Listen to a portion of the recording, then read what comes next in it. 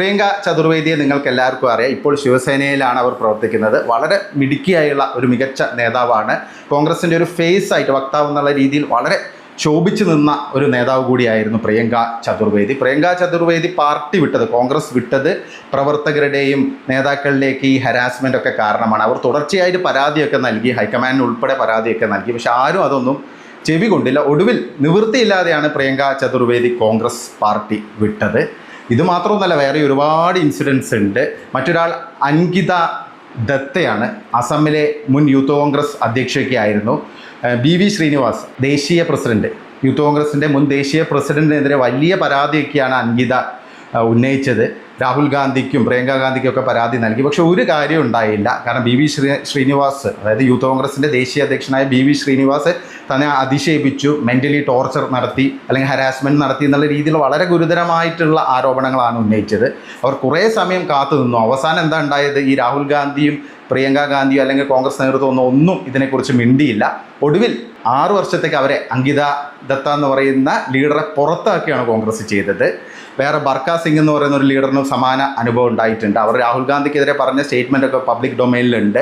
അതുകൂടാതെ തന്നെ മറ്റൊരു പ്രധാനപ്പെട്ട ലീഡർ എന്നൊക്കെ പറയുന്നത് രാധിക കേരയാണ്. രാധിക കേര സമാനമായുള്ള അനുഭവമാണ് കോൺഗ്രസ് പാർട്ടിയിൽ നിന്ന് നേരിട്ടത്. രാധിക കേര എന്ന് പറഞ്ഞാൽ കോൺഗ്രസിൻ്റെ നാഷണൽ സ്പോക്സ് പേഴ്സണൊക്കെ ആയിരുന്നു, മീഡിയ കൺവീനറൊക്കെ ആയിരുന്നു. അപ്പോൾ നാഷണൽ മീഡിയ കൺവീനറൊക്കെ ആയിരുന്നു. അപ്പോൾ ആ സ്ത്രീയും ഇതേ രീതിയിലുള്ള ഹരാസ്മെൻ്റ് ഉൾപ്പെടെ നേരിട്ടിട്ടുണ്ട്. അവരെ മുറിയിൽ കോൺഗ്രസ് ലീഡേഴ്സ് പൂട്ടിയിട്ടു, പ്രവർത്തകർ ബുള്ളിങ് നടത്തി എന്നുള്ള രീതിയിലുള്ള ഗുരുതരമായുള്ള ആരോപണമാണ് അവർ ഉന്നയിച്ചത്.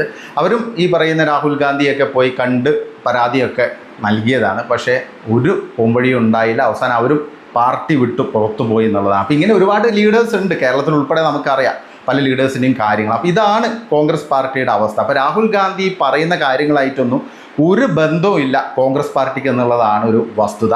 രാഹുൽ ഗാന്ധി ഒരു ഭാഗത്ത് നിന്ന് വനിതാ സംരക്ഷകനാണെന്നുള്ള രീതിയിലൊക്കെ ഡയലോഗൊക്കെ അടിക്കും. പക്ഷേ സത്യാവസ്ഥ ജനങ്ങൾക്കറിയാം. നിഷ്പക്ഷരായുള്ള ജനങ്ങൾ ഇതെല്ലാം കണ്ടുകൊണ്ടിരിക്കുകയാണ്. പ്രത്യേകിച്ച് സോഷ്യൽ മീഡിയയിൽ രാഹുൽ ഗാന്ധിയുടെ പൂനെയിലെ പരിപാടിക്ക് ശേഷം ഇതെല്ലാം വലിയ രീതിയിൽ തന്നെ വാർത്തകളായിട്ടും അതുകൂടാതെ സ്നിപ്പറ്റ്സ് ഒക്കെ ആയിട്ട് വരുന്നുണ്ട്. അതുമാത്രമല്ല, എന്തിനാണ് ഇപ്പം കോൺഗ്രസിൻ്റെയും രാഹുൽ ഗാന്ധിൻ്റെയൊക്കെ ഒരു സ്ത്രീ വിരുദ്ധതയ്ക്കുള്ള ഏറ്റവും വലിയ എക്സാമ്പിൾ ആയിരുന്നല്ലോ 2 ആഴ്ച മുമ്പ് നടന്ന ഒരു പരിപാടിയിൽ സന്ദീപ് ദീക്ഷിതും രാഹുൽ ഗാന്ധിയും ചേർന്ന് ഇറ്റലിയുടെ സെൽഫ് മെയ്ഡായിട്ടുള്ള പ്രധാനമന്ത്രി മെലോണിയെ അധിക്ഷേപിച്ചത് നമ്മൾ കണ്ടതാണ്. വളരെ മോശമായുള്ള ഒരു സെക്സിസ്റ്റ് റിമാർക്കാണ് സന്ദീപ് ദീക്ഷിത് നടത്തിയത് ആ പരിപാടിയിൽ. രാഹുൽ ഗാന്ധി അത് കേട്ട് ചിരിച്ച് തമാശ പറയുകയാണ് ഉണ്ടായത്. അപ്പം ഇതൊക്കെ ഡ്യൂപ്ലിസിറ്റി ആണെന്നുള്ളത് എല്ലാവർക്കും അറിയാം. അപ്പം രാഹുൽ ഗാന്ധി എന്ന് പറയുന്ന മനുഷ്യൻ പറയുന്നതും അദ്ദേഹം പ്രവർത്തിക്കുന്നതും അല്ലെങ്കിൽ അദ്ദേഹത്തിൻ്റെ പാർട്ടി പ്രവർത്തിക്കുന്നതുമായിട്ട് യാതൊരു ബന്ധവും ഇല്ല എന്നുള്ള കാര്യം എല്ലാവർക്കും അറിയാം. വെറുതെ ഡയലോഗ് അടിച്ച് കൂടുതൽ അപഹാസ്യനാകുക എന്നല്ലാതെ വേറെ ഒന്നും ഉണ്ടാകാൻ പോകുന്നില്ല എന്നതാണ് ഒരു യാഥാർത്ഥ്യം.